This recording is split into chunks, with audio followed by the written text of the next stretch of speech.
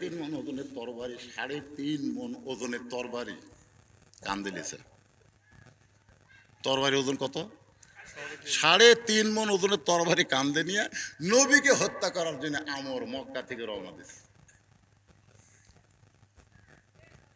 আল্লাহ রাসূলকে জানানো হলো, ইয়া রাসূলুল্লাহ, মক্কার সবচাইতে বড় বীর, যিনি প্রতিদিন 21 কেজি খাদ্য খায়, প্রতি সন্ধ্যায় 21 কেজি খাদ্য খায়, সেই মহাবীর আমর আপনাকে হত্যা করার জন্য রাস্তা নিয়েছে 3.5 মণ তরবারি কান্দে নিয়ে।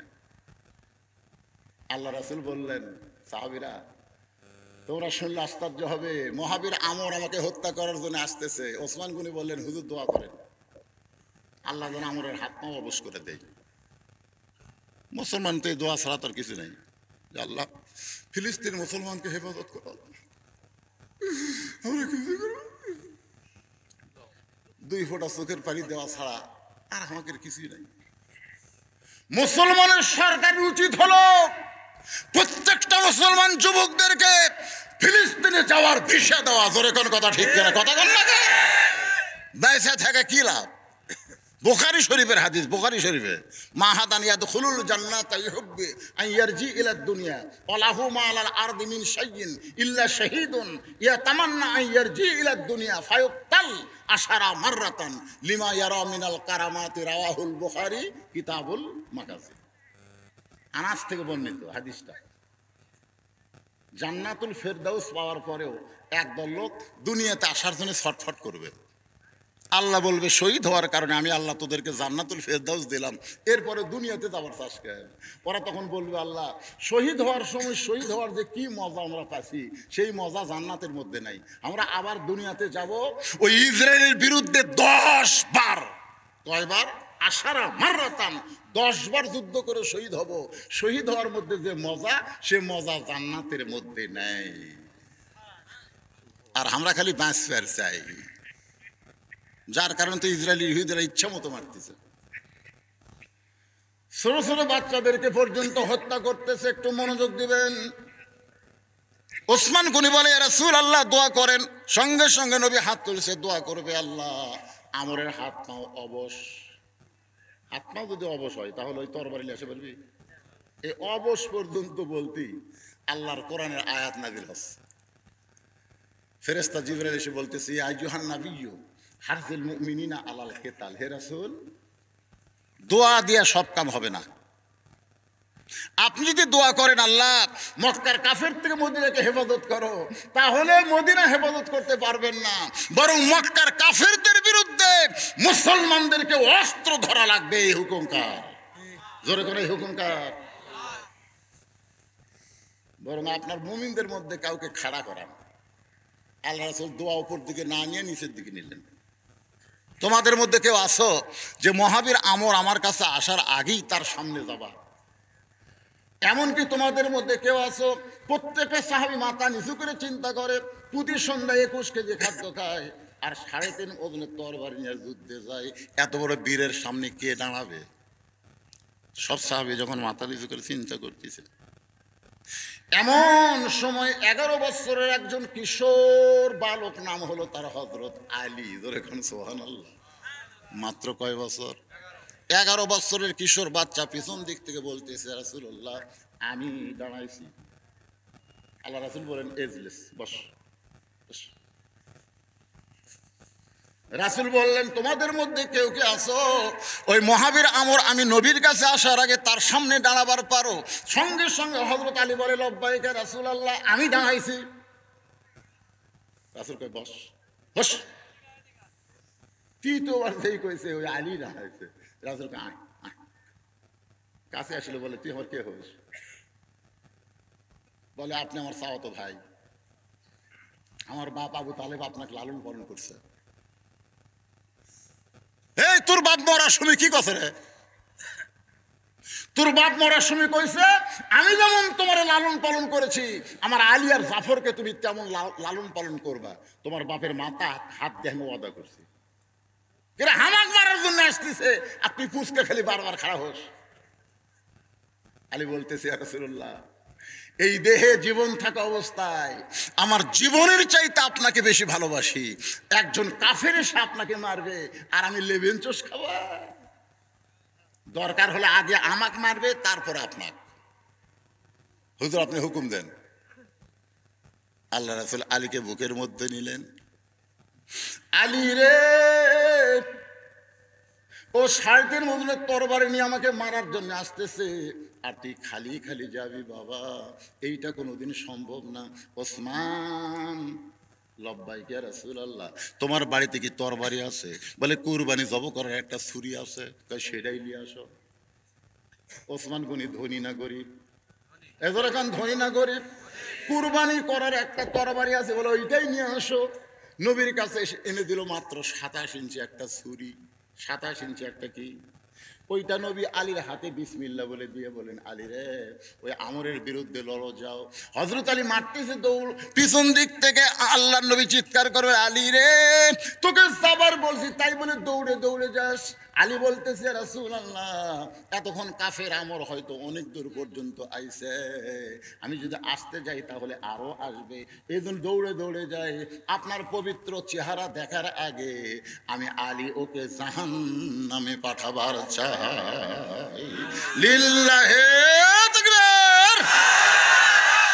আপনার পবিত্র চেহারা দেখার আগেও 27 ইঞ্চি চাকু। 27 ইঞ্চি কি, যে কুরবানি জব করে তার নাম কি?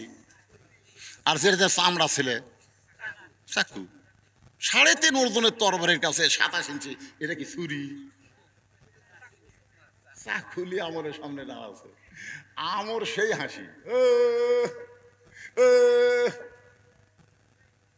এটাই মুসলমান।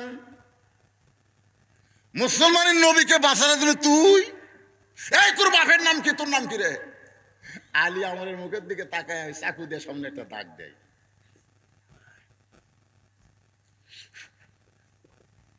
পড়ার সত্যি পড়তিছে, মুখের সামনে দাগ দেয়, বলে এই কাফেরের পাটা, তুই কত বড় বাপের বেটা, আল্লাহ নবী তো হত্যা করবি, এই দাগটা টাপ্পায়া সামনে এক ধাপ যা। এর যে দাগ দিলাম, এই দাগ পার হয়ে গেলে এক ধাপ যা। আমরের গোটা দেহ থর থর থর থর করতেছে। আপনার বলেন তো, কোরআনে অস্ত্র আছে না নাই? আফগানিস্তান থেকে আমেরিকা পলালো কেন? আফগানিস্তান স্বাধীন হলো, আমেরিকা পলালো কেন?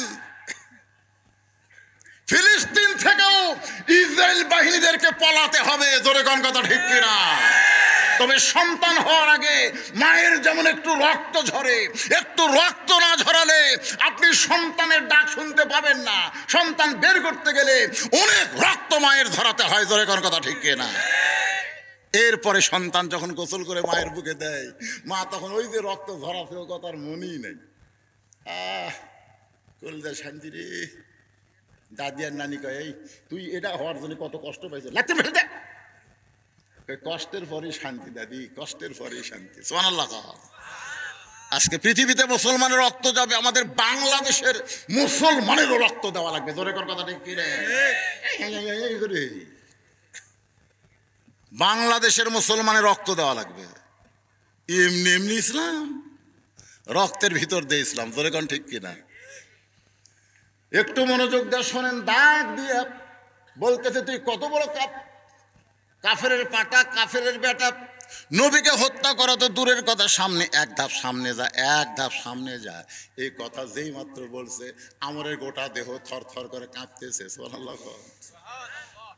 আপনারা বলেন তো, বাড়িওয়ালা যদি ন্যাংলা হয়, বাড়িওয়ালা ন্যাংলা পঙ্গু, মানে হাতও পঙ্গু পাও পঙ্গু, কিন্তু চেতন আছে। আর চোর আমার মতন শক্তিশালী, উই আসা কেবল জানলাত হাত দিছে। ন্যাংরা যদি বলে কে রে, আপনারা বলেন তো চোর থাকবি না দৌড় দিবি? কথা কন না কেন? চোর থাকবি না দৌড় দিবি কি জন্য? তোর তো শক্তি আছে, এত হাত পাও পঙ্গু। চোর তোর বুঝলি চেতন আছে রে, চেতন থাকতে চুরি করা যাবে না। বাংলাদেশের মুসলমানকে চেতন থাকলে ওই ভারতের কুলাঙ্গারেরা বাংলাদেশের অভ্যন্তর নিয়ে নাক ডবাতে পারবে না, জোরে কোন কথা ঠিক কি না? কিন্তু চেতন নাই তো। আপনি ঘুমায় গেছেন, আপনার ঘরের মধ্যেই হরি হরি হরি হরি হরি হরি আপনার ঘরের মধ্যেই আপনি ঘুমায় গেছেন, আর আপনার বউ স্টার জলসা জি বাংলা দেখতেছে, আপনি ঘুম পাড়তেছেন। আর ওরকে পুঁজে আসে আপনার ঘরত বাঁচতেছে। আপনি চেতন থাকতেন, হাতে একটা 1.5 হাতে লাঠি নিতেন, লাঠি লাঠি লাঠি নিয়ে ঘরের মধ্যে যায়। বউ বাড়ি না, বউ যেখানে বসে আছে আর পাশে একটা বাড়ি মারা লাগবে 4 আঙুল সাইড করে। এই ফকুন্ডির বাড়ি, আমি মুসলমান, আমার ঘরে কোরআন তেলাওয়াত হবে, আমার ঘরে জি বাংলা স্টার জলসা চলবে না, ভারতের পূজার বাদ্য মুসলমানের ঘরে হবে না। জোরে কোন কথা ঠিক কিনা? আপনি চেতন আছে, আপনি পঙ্গু হয়ে গেছেন। আমাদের সবই খোলা আছে, হাত খোলা, পাও খোলা, চোখ খোলা, খালি মুখ বন্ধ। এই জন্য পেঁয়াজের দাম 250 গেছিল। আমাদের এলাকার খালি মুখ খুলিছে, এই পেঁয়াজ দুধ 100 টাকা না দেশ, তোর গোটাল পেঁয়াজের বস্তা পুকুরে ফেলে দেবো। ভাই ওর সাথে আরো 10 জন খাড়া আছে, ভাই ভাই লেন ভাই, কেবল মুখ খুলিছে, দাম কমে গেছে। কথা কন না কেন? কষায়ের কাছে গোস, এই গরুর দাম কম, তোর গোসুর দাম বেশি, এই ধর ধর। কষায় কয় না ভাই 500 করে দিলি। মুখ খোলা রাখবি ভাই, মুখ না খুললে একজনের কাম 10 জনের কাম একলাই করে দিয়ে যাবি। জোরে কোন কথা ঠিক কি না? মুখ খোলা লাগবে, মুখ বন্ধ রাখলে চলবে না। দেখেন হযরত আলীর গাওয়াত বল আছে, কথা কেন গাওয়াত বল আছে, ছোট্ট একটা 11 বছরের মানুষ, আর্মি হলো 3.5 ওজনের তরবারে কান কতলিছে, প্রতি সন্ধ্যায় 21 কেজি খায়, আর হযরত আলী বোধহয় 1 বছরেও 21 কেজি খায় না, আর প্রতি সন্ধ্যাত খায়। তাহলে কি বিল? তার গোটা দেহ থর থর করে কাঁপতেছে, গুলি দিয়া না কথা দিয়া। এ ধরে কান কি দিয়া? খালি পার হ, খালি পার, এই দাগটা খালি পার হ, খালি পাঁচ। আমরের গোটা দেহ যখন থর থর করে কাঁপতেছে, এমন সময় কাফেরেরা পিছন দিক থেকে বলতেছে, মারেন মারেন। এত বড় তরবারি নিয়ে এই ছোট বাচ্চার সামনে আপনি ব্রেক হলেন কেন? মারেন। আমর যখন 2.5 মণ ওজনের তরবারি নিয়ে হযরত আলীকে মারতে চায়, ইত্তাকু ফিরাসাতাল মুমিনিনা ফাইন্নাহু ইয়ানজুরু বিনুরিল্লাহ, হযরত আলী নূরের চোখে দেখে ওইটা তরবারি না, ওইটা আল্লাহ কাঠের তক্তা বানায়া দিছে। এ আমরের তরবারি তক্তা। জোরে কোন কি? আসলেই তরবারি, কিন্তু হযরত আলী দেখতেছে তক্তা। এখন আপনার বলেন, যখন নমরুদ বলতেছে একটা টান মারমো তুই আগুনে পুড়ে মরে যাবি, আল্লাহ কয় ইব্রাহিম একবার তাকাতো। ইব্রাহিম নবী আগুনের দিকে তাকে দেখে, খাট সেট করা, চারিদিকে ফুল দিয়ে করে। নমরুদ দেখায় আগুন, ইব্রাহিম নবী দেখে খাট, ফুলের বাগান। আপনারা বলেন তো, ফেরাউন বলতেছে দেখ দেখ দেখ দেখ সামনে দরিয়া, পার হবি কেমনে? মুসা আলাইহিস সালাম তাকায় দেখে 12 লাইন রাস্তা। ধরে কোন সুবহানাল্লাহ। আমাদেরকেও আল্লাহ দেখাবে, আল্লাহ দেখাবে। ওরা অ্যাটম বোমা মারবে বাংলার মুসলমানকে শেষ করার জন্যে, আর বাংলার মাটি পড়ার সাথে সাথে মিষ্টি বাঙ্গি তরমুজ হয়ে যাবে। আমাদের ছেলেবেলে তরমুজ বাঙ্গি পাচ্ছে না, ওরা দৌড়ে দেখ চাক্কু দিয়ে কাটবি, কাটা দেখবি সেই লাল। ওরা খাচ্ছে আর ওরা দূরবীন দিয়ে দেখছি যে রে বোমার খবর কি? তখন বলবি খাচ্ছে ভাই, বোমা খাচ্ছে।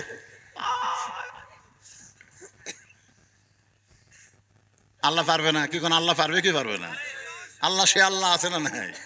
যে আগুনের চুলাকে শান্তির বাগান বানায়, দরিয়াকে রাস্তা বানায়, যে আল্লাহ আলীর জন্য কাফের আমরের তরবারি তক্তা বানায়, এখন বলেন সে আল্লাহ আছে না নাই? কিন্তু সাহস করে আমাকে বার হওয়া লাগবে, বার হওয়া লাগবে। যদি পুলিশ গুলি করি, এই গুলির ভয় করা যাবে না। গুলি বেঁকা হয়ে ওর কেউ মধ্যে একজনের কাউকে ফুটবি। জোরে কোন কথা ঠিক না? একটু মনোযোগ দিয়ে শুনবেন। হযরত আলী তক্তা দেখার পরে এক লাফে তক্তার উপরে উঠে বিসমিল্লাহ বলে 27 ইঞ্চি। জোরে কোন কয় ইঞ্চি? আমরের ঘাড়ের মাপও হলো 27, আলীর তরবারির মাপও হলো 27। একের খাফের খাপ। এমন ভাবে বিসমিল্লাহ কয়ে লাগাইছে, সঙ্গে সঙ্গে আমরের দেহ থেকে কাল্লা বিচ্ছিন্ন, সমস্ত কাফের বেঈমান মারছে দৌড়। হযরত আলী নবীর কাছে, আলী নবীকে বুকের মধ্যে নিয়ে বলতেছে, আলী রে, এই মুহূর্তে আল্লাহ তাআলা জানাইছে আলী আলী না, আলী হলো আসাদুল্লাহিল গালিব। আলী খালি কান্দে, হুজুর আমি মারি নাই, হুজুর হুজুর আমি মারি নাই। আল্লাহর শপথ করে বলতে যে হুজুর আমি মারি নাই, খালি ঘাড় ঠেকাছি। আল্লাহ শপথ করে বলতে যে হুজুর আমি মারিনি, খালি এইরকম ঠেকাছি হুজুর। আল্লাহ বলতে চুপ, আল্লাহ রাসূল বল চুপ। এই কথা জানার কেউ না শোনে। ওরা এখন আসেনি, সাহাবের এখন আসেনি, আমি নবী দৌড়ে আসে তোর কাছে, এটা যেন কেউ না শোনে, তুই যে ঠেকাতেই মরছে এটা যেন করিস না। আলী ওই যে চুপ হয়ে গেছে, বুঝলেন? সোন আল্লাহ, মুখ ছড়ে না। কামুজ দুর্গের দরজা হেসকা টান মারছে জিহাদের ময়দানে, যে দরজা ৭০ জন লাগে খুলতে লাগাইতে, সেই দরজা ঢাল বানাচ্ছে, সব কাফের ভয়ে দৌড়। আলী দরজা ফেলে দিছে, ৮০ গজ দূরে গিয়ে পড়ছে। সাহাবেরা গিয়ে বলতেছি ইয়া রাসূলুল্লাহ, আজকে মুসলমান বিনা যুদ্ধে জয়লাভ করলো। বলে কেমনে? বলে আলী খালি কামুজ দুর্গের দরজা হেঁচকা টান মারছে, ঢাল হয়ে গেছে, সব কাফের পলে গেছে। বলে আলী কোথায়? আসতেছে। আল্লাহ রাসূল বলে আলী খবর কি? বলে হুজুর খবর শোনেননি, দরজা ধরে হেঁচকা টান মানো, ঢাল বানানো, সব ভয় দৌড়, দরজা ফেলে দিতে ৮০ গজ দূরে গিয়ে পড়ছে। রাসূল বলে সত্যি তাই? ওর বিশ্বাস না হলে চলেন দরজার কাছে নিয়ে যা বলতে চলে, এই দেখেন দরজা। রাসূল কয় দেখে কালকা করতো। হযরত আলী দরজা ধরে নিজে নড়ে, কিন্তু দরজা নড়ে না। আবার দরজা ধরে নিজে নড়ে, কিন্তু দরজা নড়ে না। রাসূল বলে আলী রে, তুই নিজেই নড়িস কিন্তু দরজা নড়ে না। বলে ইয়া রাসূলুল্লাহ, এইটাই আমার হাতের ঢালও ছিল, এইটা ফেলা দিলে ৮০ গজ দূরে গিয়ে পড়েছে। রাসূল বলে আলী, আমরকে মারার কথা তোর মনে আছে? তুই মারিস নাই, কে মারছে? কারণ তুই তখন একলা ছিলি না, তোর সঙ্গে আমার আল্লাহ ছিল। তুই যখন দরজা টান মারছিস তখন তোর সঙ্গে কে ছিল? তুই যখন দরজা ফাইলা দিছিস তখন তোর সঙ্গে আল্লাহ ছিল। কিন্তু এখন আলী তুই একলা হয়ে গেছিস। এখান থেকে প্রমাণ হয়ে গেল, মুসলমান যখন আল্লাহর রাহে কোনো কাজ করবে, সেখানে মুসলমান একলা থাকে না, মুসলমানের সঙ্গে আমার আল্লাহ থাকে। নবীর কপাল ঘেমে ঘাম টপ টপ করে পড়তেছে। আবু বকরের মনে চিন্তা হয়, যে মানুষটা কোনোদিন কাউরে কষ্ট দেয় নাই, সেই মানুষটাকে আজকে গাড়ে সুরের মধ্যে আত্মগোপন করা লাগছে। আবু বকর রাদিয়াল্লাহু নবীর ঘামটা নিয়ে খুব লোভ হচ্ছে, বুঝলেন? মুক্তার দানার মতন কপালে ঘাম, ওই ঘামটা নিয়ে নিজের চেহারার মধ্যে যেই মাত্র মালিশ করছে, সঙ্গে সঙ্গে লক্ষ্য করে দেখে ওই ঘামের আলোতে গাড়ে সুর আলোকিত হয়ে গেছে। ওই আলো অবস্থায় দেখতে পায় গর্তের কোনায় একটা ছোট্ট ছিদ্র দেখতে পায়। ওই ছিদ্র দেখে আবু বকর চিন্তা করে, এই ছিদ্র দিয়ে কিছু বের হয়ে যদি আমার নবীরে কামড়ায়। গর্তের মধ্যে আছে 2 জন, কিন্তু নবীর মধ্যে নিজকে বিলীন করে দিয়ে বলতেছে, কিছু বের হয়ে যদি আমার নবীকে কামড়ায়। বাম পাখানা গর্তের মুখে লাগায় দেয়। সঙ্গে সঙ্গে আল্লাহ তাআলা কোরআনে আয়াত নাজিল করে, আল্লাযী খালাকাল মাউতা ওয়াল হায়াতা লিয়াবলুয়াকুম আইয়ুকুম আহসানু আমালান ওয়া হুয়াল আজিজুল গফুর। আল্লাহ বলতেছে আজকে উত্তম আমলের পরীক্ষা হবে। এই সাপ যা, যা যে 5 ছিদ্রের মুখে দিয়ে আছে, ওই পাওয়াতে একটা কামড় দে। আল্লাহর হুকুমে বিষাক্ত সাপ আবু বকরের পায়ের তালুতে কামড় দেয়। সঙ্গে সঙ্গে কারেন্টের মতো বিষটা হযরত আবু বকরের কলিজায় যায়। আবু বকর কান্দে আর বলে, সাপরে তুই আমাকে কামড় দিলি, তুই মনে করছিস বিষের যন্ত্রণায় আমি পা টান দেব? সাপরে, আমার নবী উরাতের উপরে ঘুম পাড়তেছে, আমি নড়বো না, পাও টান দিব না। সাপটা আবার কামড় মারে। কিতাবের মধ্যে আছে 5বার সাপটা কামড় মারলে গোটা দেহ থরথর করে কাঁপতেছে। অসতর্ক মুহূর্তে 1 ফোঁটা পানি নবীর গাল মোবারকে পড়েছে। নবী আমার ঘুম থেকে চেতন পায়, বলে আবু বকর, বাড়ির কথা মনে করে কাঁদতেছো, বিবি বাচ্চার কথা মনে করে কাঁদতেছো। আবু বকর বলে, রাসূলুল্লাহ, ওই ছিদ্রের মুখে কিটা দিছি, বারবার কামড় দেয়। নবী ডাক দিলেন, আবু বকর, বিষাক্ত সাপের কামড়ে তুমি মরে যাচ্ছ, অথচ আমার ঘুম থেকে ডাক দিলা না। আবু বকর বলে, রাসূলুল্লাহ, ওই আল্লাহর শপথ করে বলতেছি, আমার জীবনের চাইতে আপনার ঘুমের দাম বেশি। আমি গেছিলাম গাড়ে সুরে আপনাকে দোয়ায়, ওই গাড়ে সুরের পাশেই মাত্র 25 মিটার দূরে একটা গর্ত পর্যন্ত আবু জেলের আসছে। আবু জেলেরা খুঁজতে খুঁজতে আসিস। আবু বকর বলে, হুজুর হুজুরকে পাও দেখা যায়। আল্লাহ রাসূল মুসকে মুসকে আসে, হুজুর আপনাকে খুঁজতেছে আর আপনি হাসতেছেন। রাসূলকে আবু বকর তুমি কি মনে করছো আমরা দুইজন? আবু বকর বলে, হুজুর আমরাই তো দুইজন। না, আমাদের সঙ্গে আর একজন আছে, তিনি হলেন আমাদের আল্লাহ। জোরে কোন সুবহানাল্লাহ। হিজরত করে চলে গেলেন রাসূল মদিনায়। 13 বছরে মক্কায় কলেমার দাওয়াত দিয়ে মুসলমানের সন্তানরা শোনেন, ইন্না নাহনু নাযালনা যিকরা ওয়া ইন্না লাহু লাহাফিজুন। এই কোরআনকে মক্কা থেকে আল্লাহর নবী মদিনায় নিয়ে গেছে। সুবহানাল্লাহ কর না কেন? কোরআনকে, কোরআনকে। এক বক্তা একদিন ইউটিউবের ওয়াজে দেখলাম, জনগণকে প্রশ্ন করছে, নবীর দাম বেশি না কোরআনের দাম বেশি?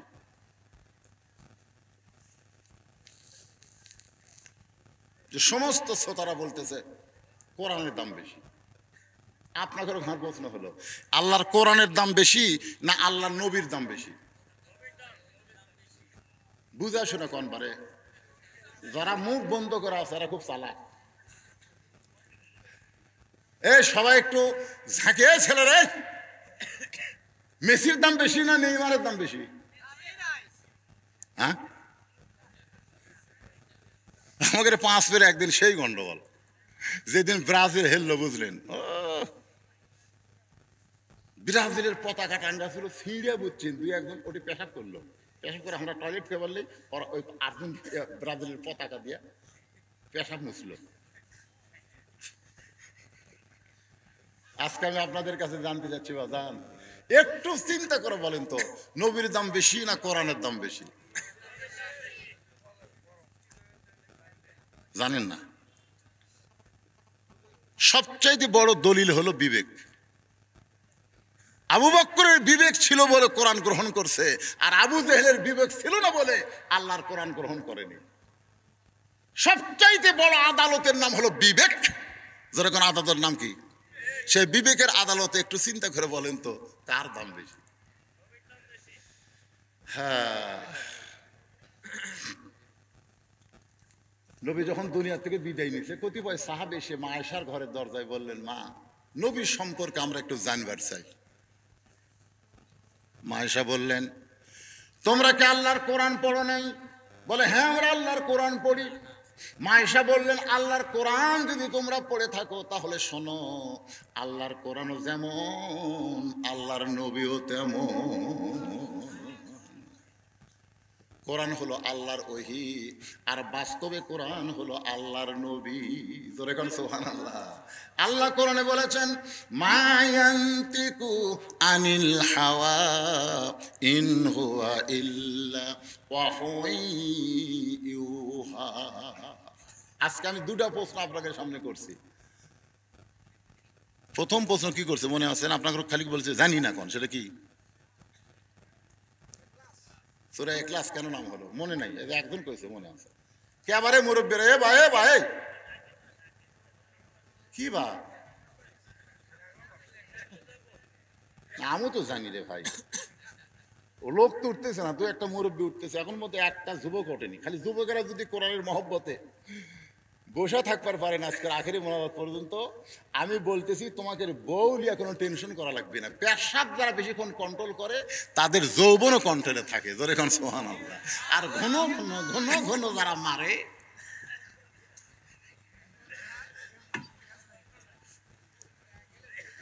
এ ডোজ কে, অ্যাঙ্গেলের ডোজ কে রে।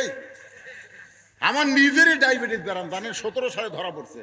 ডাক্তার কইল, হুজুর যখন ওয়াশ করবেন তখন পেশাবে ঝাঁকিতে পেশাব নিচে তৈলে ভরে দেবি, 1 ঘন্টা পর পর পেশাব না করলে আপনার কিডনি ড্যামেজ হবে। আমি এই কথা শোনার পরে 1 ঘন্টা ওয়াশ করতে দেখি তলপেটটা চিনচিন করে। আমি চিন্তা করলাম, 1 ঘন্টা পরে যদি সব অধিক মাইক দিয়ে আমি পেশাব করে যাই, তো জনগণ আসতে তওবা করবি, এই বক্তাকার দাওয়াত দিব না যে ওয়াশ করতে করতে পেশাব করে যায়।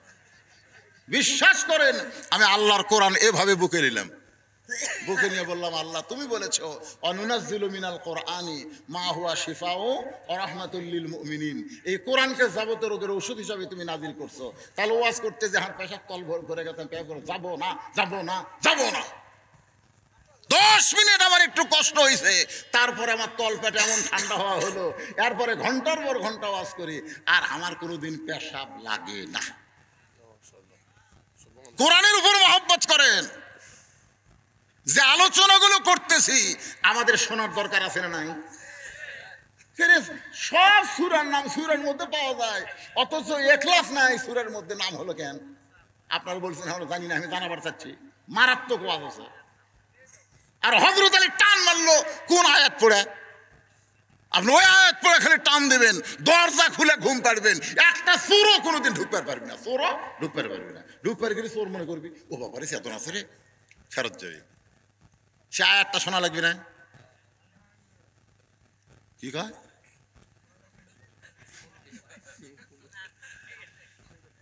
হ্যাঁ, তারপর যে ওয়াজটা করতেছি সে ওয়াজটাও তো শুনতে হবে। এখন পর্যন্ত ওয়াজের বাজান শেষ পর্যায়ে আমি আসতে পারি নাই, তবে আসতে গেলে আরো 10 থেকে 15 মিনিট লাগবে, সমস্যা আছে।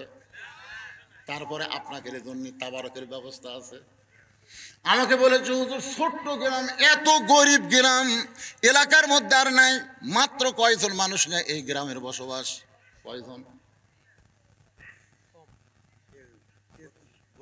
32 ঘর। এটা কি বস্তি এলাকা নাকি? 32 ঘরের একটা গ্রাম এত বড় একটা আয়োজন করছে। সে আয়োজনে তারা শুধু একলা একলা, আপনারা একটু শরিক হবেন। এই মসজিদের উন্নয়ন কল্পে আপনাদের ভিতরে এমন কোনো পাগল আছে যে হুজুর আমি নগদে 1000 টাকা দান করব, দানটা যেন আল্লাহর ঘরের জন্য দান করলাম। আল্লাহর ঘর সবচাইতে উত্তম দান, আল্লাহর ঘর। কেউ যদি নবী যখন হিজরত করে মদিনায়, শোনেন পিকচারটা শোনেন, কাহিনীটা শোনেন, হিজরত করে মদিনায় যেখানে মসজিদে কুবা নির্মিত হয়েছে ওই জায়গার মধ্যে নবী দাঁড়ায় বললেন আবু বকর এই জায়গাটা আমার অত্যন্ত পছন্দ, এই জায়গার মালিককে? মদিনার একজন আনসার বলল হুজুর এই জায়গার মালিক মারা গেছে, বর্তমানে 2 এতিম বাচ্চা জায়গার মালিক হয়েছে। আল্লাহ রাসূল বললেন তাদেরকে নিয়ে আসো। 2টা এতিম বাচ্চাকে নিয়ে এসে নবী বললেন বাবা এই জায়গাটা আমার পছন্দ হয়েছে, এই জায়গার বিনিময়ে তোমরা কি চাও? 2 বাচ্চা নবীর চেহারার দিকে তাকায় বললেন হুজুর এই জায়গাতে আপনি কি করবেন? আল্লাহ রাসূল বললেন এই জায়গায় একটা আল্লাহর ঘর বানাবো। 2 এতিম নবীর হাত ধরে বলতেছে আমাদের বিনিময় হলো এই জায়গার বিনিময়ে আল্লাহ যেন আমাদেরকে জান্নাত দেয়। সঙ্গে সঙ্গে 2 এতিমকে নবী বুকের মধ্যে নিয়ে বলে আলাম ইয়াজিদিকা ইয়াতীমান ফাআওয়া। সূরা মাউনের মধ্যে বলেছেন ওয়ালা তাহুদ্দু আলা তাআ আরাআইতাল্লাযী ইউকাযযিবু বিদ্দীন ফাযালিকাল্লাযী ইয়াদউল ইয়াতীম ওয়ালা ইয়াহুদ্দু আলা তাআমিল মিসকিন।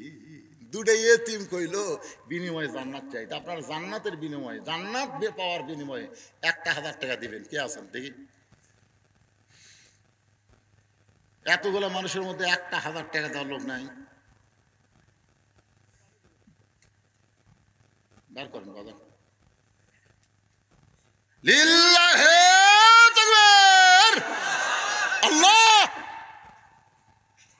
তোমার ঘরে 1000 টাকা দান করলো, আল্লাহর বিনিময়ে তুমি তাকে জান্নাতের মালিক বানায় দাও। জোরে কোন আমিন। সবাই বলে আল্লাহুম্মা আমিন। তোমার বাপ বেঁচে আছে? মা? বাবার কবরকে আল্লাহ জান্নাত বানায় দেখ, মাকে আল্লাহ হায়াত দারাজ করুক। জোরে কোন আমিন। 1000 টাকা দান করেছে, কি নাম বাপ জানে? নামও সুন্দর বারে, সাত্তার মানে গোপনকারী। সাত্তার মানে কি? 70 থেকে 70 গোপনকারী। আল্লাহ তোমার নামে নাম আব্দুল সাত্তার, তোমার বান্দা 1000 টাকা তোমার ঘরে করলো দান, আল্লাহ দানকে কবুল করে জান্নাতের মালিক বানান। করে কারণ আমিন। এই ভাই জানে আর কেউ নাই 1000 টাকা দেওয়ার? টাকা পকেটে আছে, আপনি দিচ্ছেন না, মনে করবেন আজ হোক কাল হোক আপনার ডাক্তার দেওয়া লাগবে। আর সদকা তো তারুদ্দুল বালা, দান সদকা করলে আল্লাহ বালা মুসিবত থেকে হেফাজত করে। আমার গাড়ি যেভাবে ধ্বংস হলো আমিও সেদিন মরে যেতাম, কিন্তু না মরার কারণ হলো 3টা। 1 নম্বর কারণ হলো প্রত্যেক মাসের 2 তারিখে আমার মাদ্রাসার হুজুর মোহতামিম কারি, তারপরে বাবুর সেদের বেতন দেই কয় তারিখে? 2 তারিখ। আমার অ্যাক্সিডেন্ট হতো কয় তারিখ? 1 তারিখ। 1000 টাকা 100 টাকা নগদ 900 টাকা। আপনার বাড়ি এটা কাগজে লিখবে এরকম কোন লোক আছে? নাম কি বাবা? হযরত আলী। ও বাবার নামও সুন্দর, আব্দুল সাত্তারের পরে হযরত আলী আইছে। ছেলে কি করে? মারা গেছে। মারা ছেলের জন্য দোয়া করতে। কয় বছর বয়স ঘুরছে? 21 বছরের তরতার যুবক ছেলে মারা গেছে মাগফিরাতে।